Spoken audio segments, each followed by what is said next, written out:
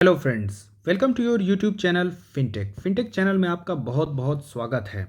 दोस्तों, आज के इस वीडियो की हम बात करें तो यहाँ हम पेटीएम के आईपीओ और उसके बाद हम सफ़ायर फूड्स का जो आईपीओ आने वाला है उसके बारे में बात करेंगे। थोड़ा डिटेल में एनालिसिस करेंगे सफ़ायर फूड्स को, और पेटीएम के बारे में मेरा क्या व्यू है वो मैं आपके सामने रखूँगा, ताकि आप भी चीज़ों को एनालाइज कर पाएँ। सारे फैक्ट्स जानने के बाद आप ये डिसाइड कर पाएँ कि आपको किस आईपीओ में अप्लाई करना है और किस आईपीओ में अप्लाई नहीं करना है। तो दोस्तों, वीडियो स्टार्ट करने से पहले अगर आप इस चैनल में पहली बार आए हुए हैं तो चैनल को सब्सक्राइब कर सकते हैं और बेल आइकन को हिट करना ना भूलें, ताकि आपसे इस तरीके का कोई भी क्वालिटी कंटेंट मिस ना होने पाए। तो दोस्तों, आज के दिन मैंने अपने टेलीग्राम चैनल में ये चीज़ एक मेंशन किया था कि try to avoid Paytm IPO. वहाँ पे हमारे एक मेंबर ने भी पूछा था वाई, रीज़न क्या है। मैंने उनको क्लियर कट मैसेज किया था कि जो रीज़न है वो मैं यूट्यूब में एक्सप्लेन कर दूंगा, उसका क्या रीज़न है। तो सबसे पहले यहाँ पे हम वैल्यूएशन को देख लेते हैं। कंपनी का जो वैल्यूएशन हमें देखने को मिल रहा है 2080 और 2150 का जो प्राइस है, ये प्राइस मुझे कुछ फेयर लग नहीं रहा है। रीज़न ये है कि कंपनी लॉस मेकिंग कंपनी है, और अगर हम इनके बिज़नेस की बात करें तो वहाँ बिज़नेस में भी मुझे कुछ खास दम दिख नहीं रहा है। बिज़नेस की बात शुरू करने से पहले मैं आपको बता देना चाहता हूँ, 8 नवंबर को आईपीओ ओपन हुआ था। कल इसकी आखिरी डेट है 10 नवंबर की आईपीओ अप्लाई करने की। रिटेल का यहाँ पे देखें तो रिटेलर्स हमेशा ज़्यादा ओवर एक्साइटेड आपको देखने को मिलेंगे। यहाँ पे भी वही स्थिति है। 1.23 टाइम्स रिटेल का कोटा जो है तो सब्सक्राइब हो चुका है, लेकिन एनआईआई और क्यूआईबी की तरफ से आप देखेंगे रिस्पांस एकदम ठंडा है, जिसका सीधा इम्पैक्ट हमें ग्रे मार्केट प्रीमियम में देखने को मिल रहा है, जो कि फिलहाल 5% का है। लेकिन अगर आप लिस्टिंग के लिए जाते हैं तो देखिए कि ये बहुत ही रिस्की बेट हो सकता है। जैसे कि आदित्य बिरला सन लाइफ के बारे में भी मैंने फाइनल कॉल यही दी थी कि उसमें अप्लाई नहीं करना है। रीज़न यही था कि कुछ ऐसा ही डामाडोल सा ग्रे मार्केट प्रीमियम देखने को मिल रहा था, और फाइनली वो डिस्काउंटेड प्राइस पर ओपन हुआ था। तो स्थिति कुछ यहाँ पे भी ऐसी ही देखने को मिल रही है। ग्रे मार्केट प्रीमियम फिलहाल के लिए तो 5 है, लेकिन ये ओपन होते तक कोई गारंटी नहीं है कि यहाँ 5 का भी ये प्लस में ही रहे। क्या पता ये माइनस में 5 से 10% भी हो सकता है। तो इस चीज़ की कोई गारंटी नहीं है। तो इस तरीके के इमोशन में बिल्कुल बहते हुए इस पर अप्लाई नहीं कर देना है कि चलो कुछ नहीं तो कम से कम 5% का यहाँ लिस्टिंग गेन तो मिल ही जाएगा। लिस्टिंग गेन अभी भी मैं बता रहा हूँ बहुत ज़्यादा रिस्की है। तो चलिए अब इसके बिज़नेस की हम एक बार बात कर लेते हैं। अगर मैं बिज़नेस की बात करूं तो कंपनी जो है कई सारे सेगमेंट में आपको यहाँ काम करती हुई दिखेगी। चाहे वो यूपीआई के सेगमेंट में काम करती हुई दिखे आपको, चाहे टिकटिंग के फील्ड में दिखे, चाहे आपको ट्रेवल के लिए दिखे, या चाहे आपको इंश्योरेंस के फील्ड में दिखे, बिल के पेमेंट में दिखे, इवन ये यहाँ तक कि बैंक के भी सेगमेंट में ये कंपनी देखने को मिलती है। तो लेकिन अगर कंपनी के यहाँ कॉम्पिटिटर्स की बात करें तो हर फील्ड में यहाँ पे कॉम्पिटिटर हैं। तो अगर मैं बात करूँ मोनोपोली की, तो कंपनी की यहाँ मोनोपोली मुझे बिल्कुल भी नहीं दिखाई पड़ती है। वहीं अगर कंपनी के बिजनेस की मोड की बात करूं तो मुझे मोड भी यहाँ नहीं दिखाई पड़ता है। यूपीआई की ही फॉर एग्जांपल मैं बात कर लूं तो जो सबसे ज़्यादा शेयर लगभग हमें देखने को मिलता है, ऑलमोस्ट 50% के आसपास, वो हमें फ़ोन पे का देखने को मिलता है। वहीं इसके किसी भी सेगमेंट में ये कहीं भी किसी भी एंगल से मुझे मार्केट लीडर नहीं दिखाई पड़ते हैं। इनफैक्ट अगर प्रॉफिटेबिलिटी की बात की जाए तो इनके किसी भी सेगमेंट से प्रॉफिटेबिलिटी रेवेन्यू जनरेट नहीं होते हुए दिख रहा है, एक्सेप्ट बैंक की बात करें तो। और जिस बैंकिंग सेक्टर की मैं बात कर रहा हूं वहां अगर हम 197 कम्युनिकेशन की बात करें तो उसकी होल्डिंग भी कंप्लीट होल्डिंग बैंक में आपको नहीं देखने को मिलेगी। इनकी होल्डिंग लगभग 39% देखने को मिलती है। वहीं अगर दूसरे रीज़न की तरफ हम देखें कि ग्रे मार्केट प्रीमियम इतना ठंडा क्यों पड़ा हुआ है, उसका सबसे बड़ा रीज़न है कि आईपीओ का साइज़ जो है वो काफ़ी बड़ा हमें देखने को मिलता है। कोल इंडिया के बाद की अगर हम बात करें तो यहाँ पे कोल इंडिया के बाद जो सबसे बड़ा आईपीओ देखने को मिला है अब तक का, वो है ये पेटीएम का आईपीओ 197 कम्युनिकेशन का। हालांकि ये अलग बात है कि आने वाले टाइम में इससे भी बड़ा एक आईपीओ एलआईसी भी हमें देखने को मिलेगा फ्यूचर में, बट फिलहाल तो ये सबसे इतना बड़ा आईपीओ है कि यहाँ पे इसका ओवर सब्सक्राइब्ड होना, एक अच्छा खासा सब्सक्रिप्शन यहाँ पे जाना थोड़ा सा मुश्किल हमें देखने को मिल रहा है, जिस तरीके से इनके बिजनेस और प्रॉफिटेबिलिटी हमें देखने को मिले हैं। चलिए एक बार हम इनके फाइनेंशियल डाटा को देख लेते हैं, पिक्चर उससे थोड़ी और ज़्यादा क्लियर हो जाएगी। जैसा कि आप देख सकते हैं कि यहाँ जितनी जो भी सारी वैल्यूज़ दी हुई हैं मिलियन में दी हुई हैं, तो मैं करोड़ में आपको ट्रांसलेट करके बताऊंगा। अगर 2019 31 2019 के ईयर एंड तक की हम बात करें तो हमें लगभग 3,579 करोड़ रुपए का रेवेन्यू जनरेट होता हुआ दिख रहा है। नेक्स्ट ईयर की मैं बात करूं तो 3,540, यानी आप देखेंगे रेवेन्यू में कुछ खास हमें जंप देखने को नहीं मिल रहा है। वहीं अगर हम देखें कोविड के टाइम की तो यहाँ रेवेन्यू जो है तो थोड़े बहुत डिक्लाइन हुए थे। चलिए इसको हम थोड़ा सा नेग्लेक्ट कर देते हैं just because of the post Covid impact. तो अगर हम इसको थोड़ा सा निगलेक्ट कर दें फिर भी आप देखेंगे कि कंपनी जो है तो साल 2 साल में भी एक अच्छा रेवेन्यू जनरेट नहीं कर पा रही है, वो भी यहाँ पे ऑनलाइन सर्विसेज के द्वारा, ऑनलाइन टिकटिंग के द्वारा, यूपीआई पेमेंट के द्वारा।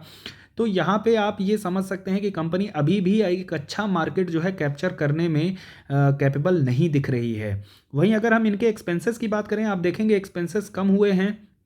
तो यहाँ जो सबसे ज़्यादा इन्होंने एक्सपेंसेस में कटौती की है तो एक तो आपको प्रोसेसिंग चार्ज में यहाँ पे कटौती देखने को मिलेगी।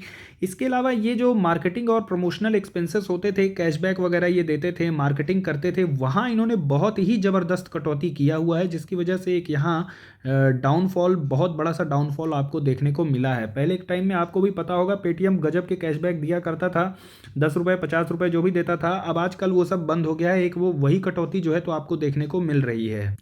बाकी इनके एक्सपेंसेस में और कुछ खास कटौती आपको नहीं देखने को मिलेगी, चाहे वो एम्प्लॉय बेनिफिट की बात कर लें, सॉफ्टवेयर क्लाउड सेंटर एक्सपेंसेस की बात कर लें, फाइनेंशियल कॉस्ट, अदर एक्सपेंसेस, वहाँ उतना ज़्यादा आपको कटौती देखने को नहीं मिलेगा।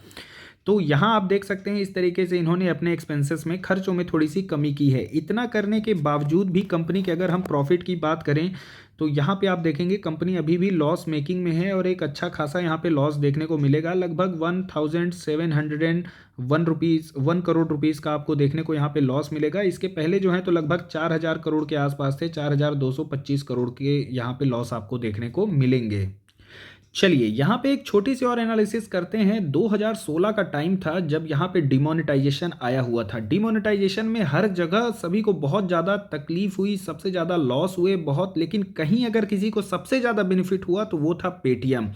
ऑफ कोर्स उस टाइम पे इनको बहुत ज़्यादा बेनिफिट हुआ था, लेकिन इतने बेनिफिट होने के बाद, इतनी अच्छी अपॉर्चुनिटी होने के बाद पेटीएम आज की डेट में अगर हम बात करें मार्केट शेयर की तो यहाँ यूपीआई ट्रांजैक्शन में ये अभी भी फेल होता हुआ हमें दिख रहा है। महज सिर्फ 11% का यहाँ पे मार्केट कैप्चर देखने को मिलता है। फ़ोन पे की बात करें 46% का है, गूगल पे 34% का है और एक अच्छी स्पीड से यहाँ पे बढ़ता हुआ हमें अमेजोन पे दिख रहा है। ऑलमोस्ट ये 2% का मार्केट कैप्चर करके रखा हुआ है। तो ऑल एंड ऑल अगर मैं शॉर्ट में चीज़ों को कवर करूं तो एक तो इनका यहाँ पे मार्केट कैप्चर बहुत बड़ा है, जिसकी वजह से लिस्टिंग गेन मिलने के चांसेस काफ़ी कम हो जाते हैं। एचएनआई का यहाँ पे इंटरेस्ट बहुत कम दिख रहा है। बिजनेस की बात करें मोट और मोनोपोली नहीं देखने को मिल रही है और बैलेंस शीट की मैं बात करूँ मुझे ज़्यादा यहाँ पे प्रॉफिट नहीं दिख रहा है। इनफैक्ट कंपनी फिर भी अभी भी लॉस मेकिंग है। तो मैं यहाँ पे इन सारे रीजन की वजह से अप्लाई नहीं कर रहा हूँ। बाकी आप लोगों का अपना डिसीजन है, आप इसमें अप्लाई करते हैं या नहीं। मेरा यहाँ पे काम यही था कि आपको चीज़ों के एनालिसिस करके दिखा सकूँ और फैक्ट्स को आपके सामने रख सकूँ। चलिए आगे अब हम बात करते हैं सफायर फूड्स के बारे में।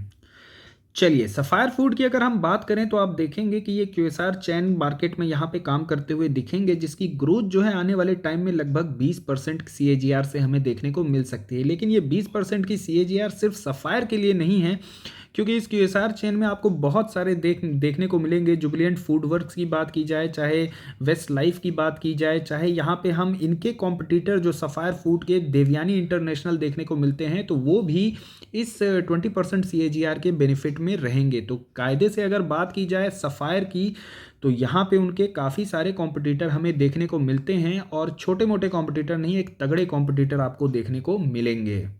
आपने पिज़्ज़ा हट और KFC का नाम सुना होगा। यम से ये फ्रेंचाइजी लेते हैं पिज़्ज़ा हट और KFC के यहाँ पे रेस्टोरेंट्स के लिए। तो सफायर फूड्स यहाँ पे, हालांकि इनके ये जो रेस्टोरेंट है यम से, ये देवयानी भी यही लेते हैं। बस फ़र्क इतना है कि देवयानी की अपनी एक अलग टेरिटरी है और सफायर फूड की अपनी एक अलग टेरिटरी देखने को मिलती है। जहाँ देवयानी होगी वहाँ सफायर नहीं होगा, जहाँ सफायर होगा वहाँ देवयानी नहीं मिलेंगे। देवयानी की बात किया जाए तो इनकी जो टेरिटरी है इंडिया, नेपाल, नाइजीरिया में देखने को मिलती है। वहीं सफायर जो है तो इंडिया, श्रीलंका और मालदीव्स में देखने को मिलेंगे। श्रीलंका में ये गामा लंका के नाम से इनकी एक सब्सिडरी है जो वहाँ यम की फ्रेंचाइजी को लेकर के ये काम करते हैं। आईपीओ की अगर डिटेल की बात करें तो 9 तारीख यानी आज से आईपीओ ओपन हो रहा है और 11 नवंबर को ये क्लोज होता हुआ मिलेगा। प्राइस की बात करें 1120 से 1180 का यहाँ पे प्राइस बैंड देखने को मिलता है। रिटेल पहले की ही तरह फिर से यहाँ ओवर एक्साइटेड हैं। पहले ही दिन यहाँ हमें 2.5 टाइम्स की जो है तो यहाँ पे सब्सक्रिप्शन देखने को मिल रहा है। एचएनआई की बात करें, क्यूआईबी की बात करें, वहाँ से हमें अभी फ़िलहाल के लिए कुछ अच्छा रिस्पांस नहीं दिखा है। यूजुअली यहाँ पे आपको जो है तो एचएनआई की अगर मैं बात करूँ तो आपको दूसरे या तीसरे दिन ठीक ठाक यहाँ पे उनका जो एक तरह से कंप्लीट जो रिस्पांस है वो दूसरे तीसरे दिन ही देखने को मिलता है। फर्स्ट डे उनकी तरफ से कभी आपको जनरली ऐसे रिस्पांस देखने को नहीं मिलेगा। कंपनी की अगर वैल्यूएशन की बात करें तो यहाँ अगर आप देवयानी से कंपेयर करेंगे तो आपको लगेगा कि वैल्यूएशन थोड़े से महंगे यहाँ पे देखने को मिल रहे हैं।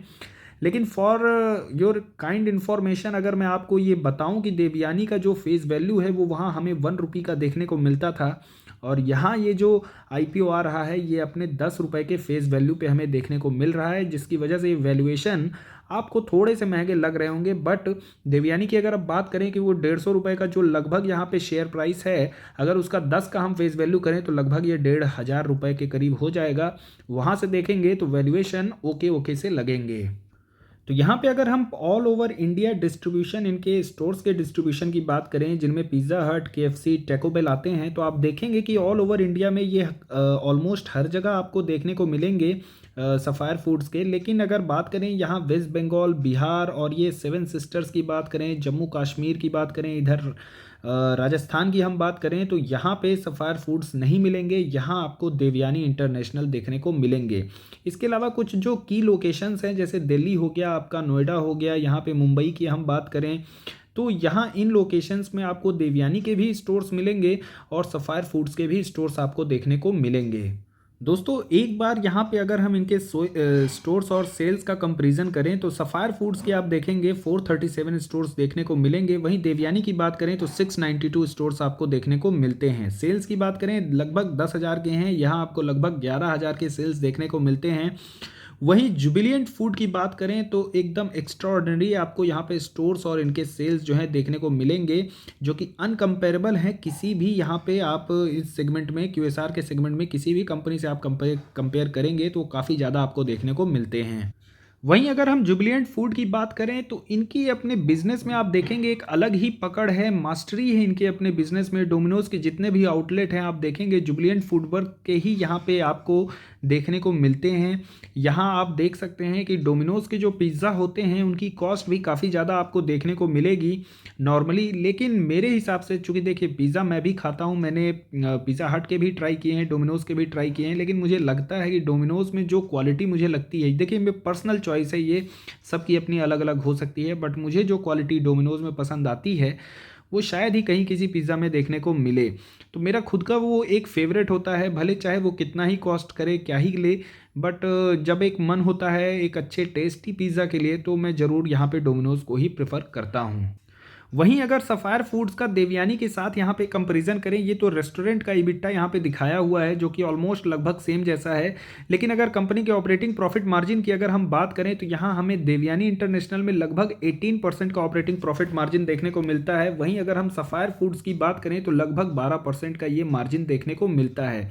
तो कहीं ना कहीं देवयानी इंटरनेशनल के पास यहाँ पे थोड़ा सा मुझे लगता है कि सफ़ायर फूड के कंपेरिजन में एक एज यहाँ पे मिल रहा है।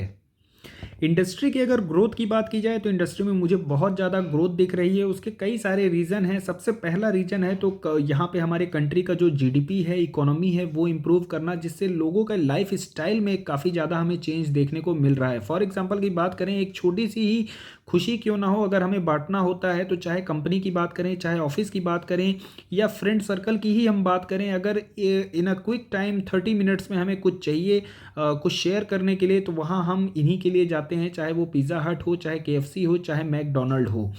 तो यहाँ पे हमें एक अच्छा यहाँ पे इंडस्ट्री में ग्रोथ देखने को मिल रही है। वहीं और अगर ग्रोथ की बात करें तो वुमेन का अगर वर्कफोर्स की बात किया जाए तो काफ़ी ज़्यादा आज की डेट में हम बात करें, वुमेन्स जो हैं तो वर्क कल्चर में काफ़ी ज़्यादा इन्वॉल्व हमें देखने को मिलती हैं, जिसकी वजह से वहाँ पे आपके हाउस होल्ड की एक्टिविटीज़ में उतना ज़्यादा इन्वॉल्वमेंट नहीं देखने को मिलता है।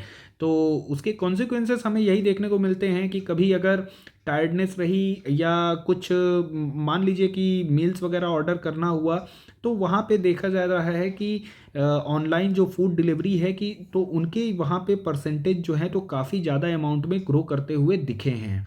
तो नो डाउट आने वाले टाइम में एक अच्छा ग्रोथ जो है तो इस इंडस्ट्री में देखने को मिलेगा। अब यहाँ पे एक कॉम्पिटिटिवनेस आ जाती है देवयानी और सफ़ायर में कि दोनों में से कौन से इस ग्रोथ को अच्छी तरह से अपॉर्चुनिटी की तरह ले पाता है और कौन आगे निकल के आ पाता है। वहीं अगर यहाँ पे फाइनेंशियल्स की बात करें तो आप देखेंगे कि यहाँ पे कॉन्सिक्वेंटली जो सिक्वेंशियल यहाँ पे ईयर्स में हमें रेवेन्यू बढ़ते हुए दिखे थे, बट पोस्ट कोविड इम्पैक्ट की वजह से यहाँ पे रेवेन्यू में थोड़ी सी कमी दिखाई पड़ी थी। कंपनी की अगर प्रॉफिट की हम बात करें तो company all and all loss में ही चल रही है। यहाँ पे इनके लॉस और बढ़े थे, बट यहाँ थोड़े से लॉस यहाँ हमें कम होते हुए दिखे हैं।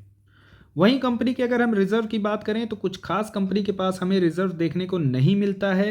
कंपनी कैश रिच यहाँ पे आपको देखने को नहीं मिलेगी।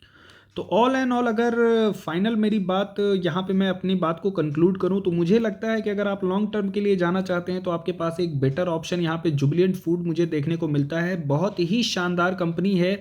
यहाँ पे ये सारी कंपनियाँ आपको डेट फ्री नहीं मिलेंगी, कोई भी नहीं मिलेगी, लेकिन जुबिलेंट फूड की अगर मैं बात करूँ ये कंपनी आपको डेट फ्री एकदम देखने को यहाँ पे मिलेगी। कंपनी के सेल्स, कंपनी के स्टोर्स बहुत ही शानदार देखने को मिलेंगे। अगर ग्रोथ वाइज बात की जाए तो देवयानी भी अभी तक लॉस ही दिखा रही थी, सफ़ायर कंप्लीटली लॉस में है अभी भी, लेकिन देवयानी ने अभी जो क्वार्टर के रिजल्ट दिए हैं बहुत ही शानदार दिए हैं और कंपनी ने एक ग्रोथ दिखाई है और इस बार इनका जो प्रॉफिट है वो पॉजिटिव में आया है। कंपनी लॉस से प्रॉफिटेबिलिटी की तरफ जाती हुई दिख रही है। कंपैरिजन की बात करें तो मुझे देवयानी थोड़ी सी यहाँ पे बेटर देखने को मिल रही है। अगर कहीं ना कहीं मैं 100 में से इनको अगर मार्क्स देना चाहूँ, मैं यहाँ पे जज तो नहीं करना चाहता हूँ, बट कहीं ना कहीं पलड़ा जो है तो देवयानी का ही भारी थोड़ा सा देखने को मिलेगा, जिस तरीके से कंपनी की परफॉर्मेंस, उनके सेल्स और उनके रेस्टोरेंट्स हमें यहाँ पे देखने को मिल रहे हैं। बाकी मेरा फाइनल डिसीजन जो है वो मैं टेलीग्राम में भी मैं मेंशन कर दूंगा, जैसे कि मैंने आज भी मेंशन किया था वहाँ पे कि ट्राई टू अवॉइड पेटीएम। तो इसके बारे में भी मैं अपना फाइनल डिटेल एक बार मैं यहाँ पे एचएनआई की फंडिंग देखना चाहता हूँ कि सेकेंड डे वहाँ पे उनका कैसा रिस्पॉन्स देखने को मिलता है। और कल ही मैं उस पर एक मेरी एक कल की एक और वीडियो आएगी लेटेंट व्यू पे, मैं उस पर वीडियो बनाऊंगा आईपीओ पे, जहां एक बहुत अच्छा ह्यूज डिमांड देखने को मिल रहा है। कंपनी भी काफ़ी अच्छी देखने को मिलती है, ग्रे मार्केट प्रीमियम भी काफ़ी शानदार देखने को मिल रहे हैं। और उसी वीडियो में मैं यहाँ पे अपना सफ़ायर फूड्स का भी जो व्यू है वो मैं वहाँ पे रख दूंगा कि मैं इसमें अप्लाई कर रहा हूँ या नहीं। बाकी मैं टेलीग्राम में आपको अपडेटेड करता रहूँगा। टेलीग्राम को ज्वाइन कर सकते हैं आप, लिंक डिस्क्रिप्शन में आपको मिल जाएगा। तो आई होप दोस्तों यहाँ तक जो भी मैंने आपको शेयर किया है, अगर कंटेंट पसंद आया है तो वीडियो को लाइक कीजिए, चैनल को जरूर सब्सक्राइब कीजिए, क्योंकि आपका हर एक सब्सक्रिप्शन मुझे इस तरीके का क्वालिटी कंटेंट आपके साथ शेयर करने के लिए मोटिवेट करता रहता है। वीडियो को अंत तक देखने के लिए बहुत बहुत धन्यवाद।